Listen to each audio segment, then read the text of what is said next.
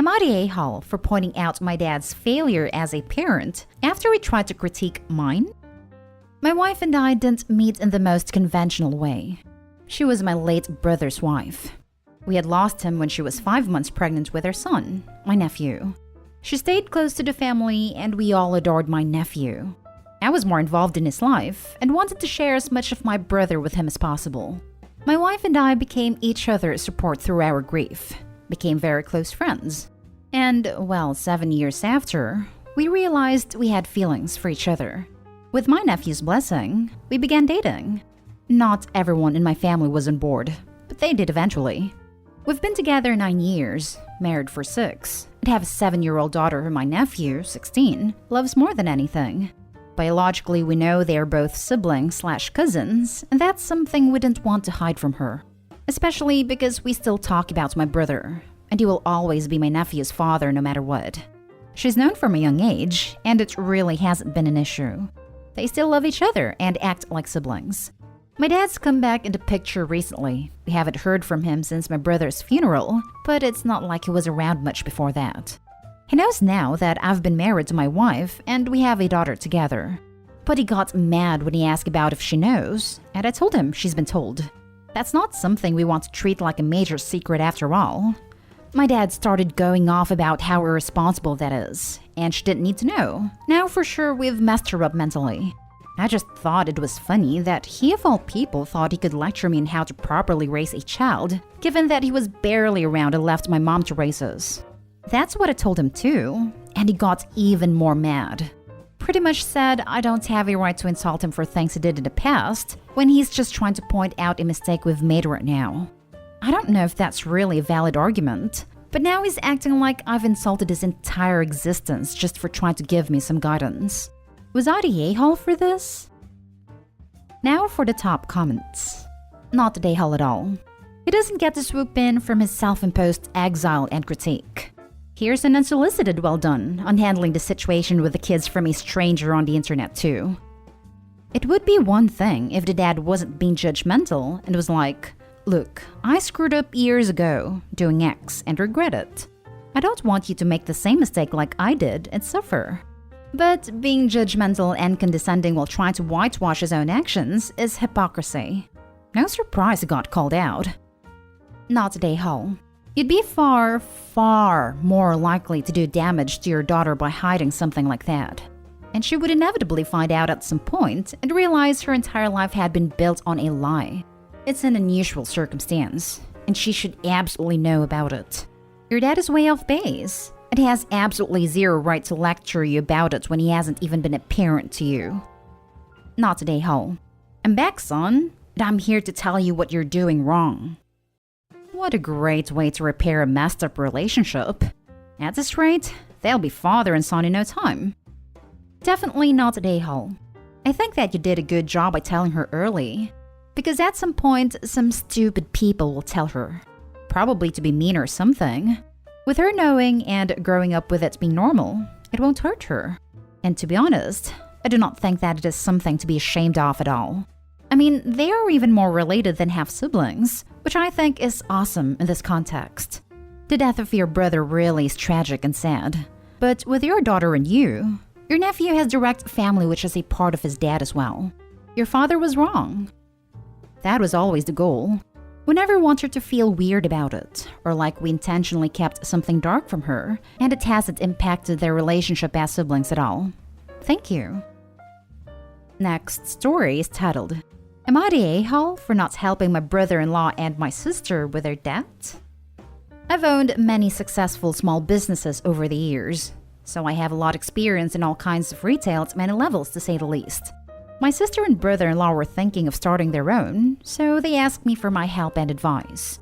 I spoke to them over the phone, going over the basics and links to some good websites to take a look at. After about a few weeks of speaking to them, they said they didn't want my help anymore. When I asked why they said that, they said they were told differently by an experienced accountant they knew from church.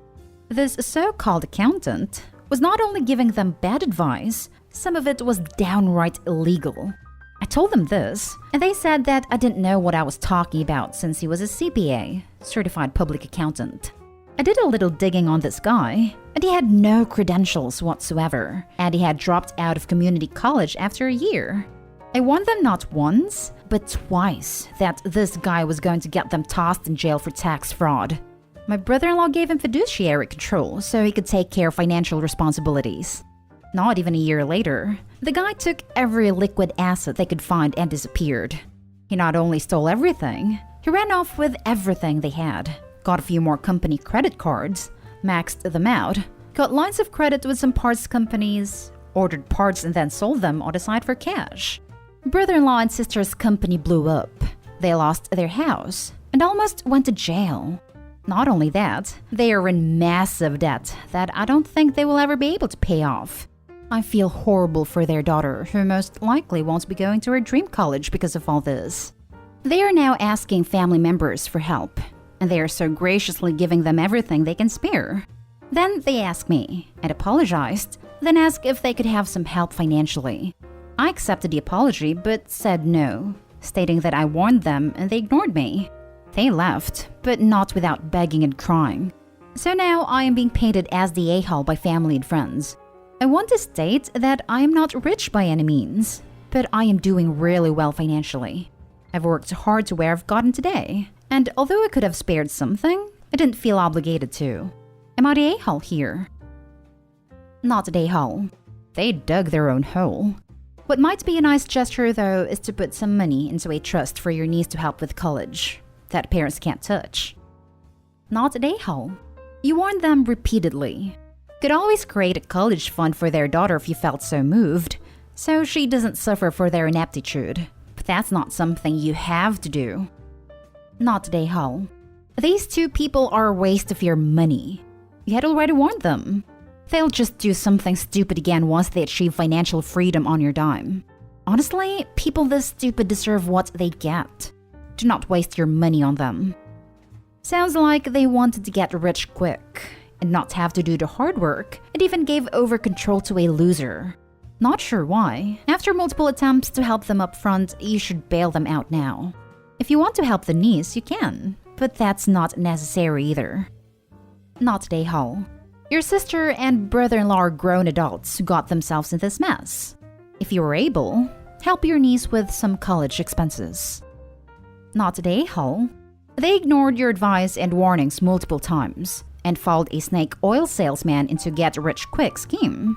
They were greedy and looking for cheats and shortcuts, and that made them easy marks for a charlatan. This is karma at its most recognizable.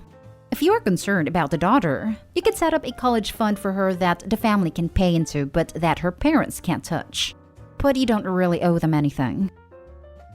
Now for the next story. Am I the a-hole for refusing to purchase a baby gift for my cousin's second baby shower? I'm 26 female, found out that my cousin Beth, 35 female, is pregnant with her second child. I'm happy for her obviously, but she and I have never been close.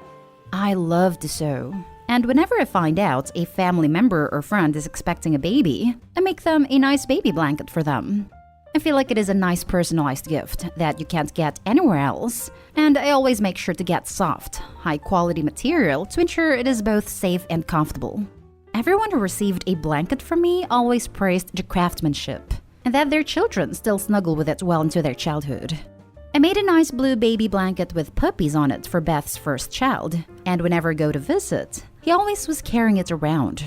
I also mentioned to anyone who was given a blanket to call me if they have concerns about it, such as bunching cotton or loose thread, so I can fix it up for them. I've never gotten any complaints, so I must be doing it correctly. Recently, I got an email from Beth reminding everyone about her upcoming baby shower. It is a drive-by due to the pandemic, and had added a gift registration for guests to sign off on. I looked through it and was amazed about how expensive everything was. I understand that baby supplies can be pricey, but the cheapest thing on the registration is a stuffed rabbit costing $25. There were a lot of other things I find personally silly and inappropriate to ask for from family, such as nip cream, new pajamas for Beth not a baby, maternity diapers, etc. As a university student, I can't afford these things, and figured a blanket I made would be a sweet gift. I texted my cousin and let her know that I could not really afford some of the items she asked for, but I would be more than happy to make a personalized baby blanket to match the nursery, woodland themed. I got a text back immediately from her saying that I had to pick something from the registry or purchase a gift card from Babies R Us with a minimum amount of $100. I asked if there was an issue with her son's blanket that would warrant her refusal of accepting my gift, and she stated that because it was homemade, it looked tacky, and it made her look cheap for not having a tag attached to it. Here's where I may be the a-hole. I responded that I, under no circumstances, will be applying to her gift registration, and now she could kiss the baby blanket goodbye. Beth became upset, stating that I was a cheapskate and was depriving her unborn baby of needed supplies. I pointed out that she still had plenty of toys, books, old clothes, strollers, etc. from her first child that she could still use. She went quiet for a few days, and then messaged me this morning saying she'll take the blanket. I am still pissed, so I told her no, and I will no longer be attending her shower. Now I have cousins and aunts flooding my phone with complaints on how I'm a bad person. My parents are on my side, however. So now I'm here, wanting to know if I am the a-hole. Am I? Now for the comments. Not the a-hole. That's a baby shower you can skip without guilt. I don't know how many people who can drop $100 on a present. And it's a shower, not a VIP lounge. Heaven forbid she has a third child. The prices will be minimum $300. Rejecting a handmade gift is a jerk move anyway, especially since your older kid was using the blanket you made. Edit. This hits pretty close to home because I make crochet blankets as gifts. I let parents know that I would like the blankets to be used, that's what it meant for, and loved. So many of us, as adults, remember having a special blanket, stuffy, or toy that we carried around. It's even more special if it's a blankie that a relative lovingly made. I'm imagining cousin's second kid as an adult going through her childhood toys, holding up a $75 stuffed bunny that was too nice for her to play with, and rolling her eyes. Opie, your cousin is being very unkind, but would you consider making a blankie anyway and giving it to baby later on? You don't have to participate in her comically overblown baby shower social events of the season. Gag. That's obviously to get Instagram clout. One of the few things I remember from being in labor with my first child, long labor, and an unplanned C-section, my memory of most of those days is foggy, is of my late, absolutely adored godmother standing in my hospital room, needing at sonic speed to make sure my daughter's lovely blanket was finished before she was born. That blanket was and is a treasure. Not an a-hole on many levels. Let's list the ways she's an a-hole. She insulted your first gift. She's having a second shower doll, especially if she has stuff from her first kid. It's not an actual shower, even a Zoom event. It's a gift grab. She reminded you to buy her something. Not RSVP, not bring napkins or soda, not give a Zoom link or directions. Her registry has no reasonable items. People who do that get bottles or puffy books from me with $10 max budget. She gave a minimum spending limit at all. That limit was ridiculous. She turned you down and then set her family on you. On the other hand, you offered a very thoughtful, customized, handmade gift of good quality and didn't call out any of her previous BS. Feel free to stop taking the high road at any time. Or just repeat when reply they send. She told me she didn't want a blanket because her first one was tacky and made her look cheap. I'm respecting her wishes. Anyone with any amount of sense knows how much more valuable of a gift a homemade blanket is than a store-bought one. You forgot one. She demanded a minimum of $100 from a university student. Not a a-hole. She's a choosy beggar who then doubled down and drilled a bunch of family as her flying monkeys. Ditch them all. For the last story, am I the a-hole for giving my daughter more attention than my sons?